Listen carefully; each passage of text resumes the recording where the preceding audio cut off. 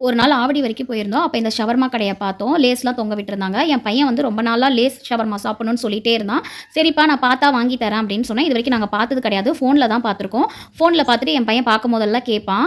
அ எ இன்னைக்கு வந்து திடீர்னு பார்த்ததும் வண்டிய நிறுத்தி அவங்க அப்பா வாங்கி குடுக்க சொல்லி கேட்டான். ஆனா அவங்க அப்பாவுக்கு வந்து இப்படி ஒரு ஷவர்மா இருக்குன்னே தெரியாது. லேஸ் ஷவர்மானா என்னன்னே அவருக்கு தெரியல. அவங்க கவர்ல போட்டு குடுக்கவும், "என்ன இப்படி தான் குடுப்பாங்களா?" அப்படின்னு கேட்டாரு. "ஆமாங்க இப்படி தான் இருக்கும்" அப்படின்னேன். ஆனா குவான்டிட்டி ரொம்ப கம்மியா இருந்தது. ₹5 லேஸ்ல தான் போட்டு குடுத்தாங்க. சும்மா ஒரு 4, 5 வாய் தான் வந்தது. அதனால என் பையனுக்கு பத்தவே இல்ல. ஃபர்ஸ்ட்டு வந்து கிரீன் கலர் லேஸ்ல வாங்குனோம்.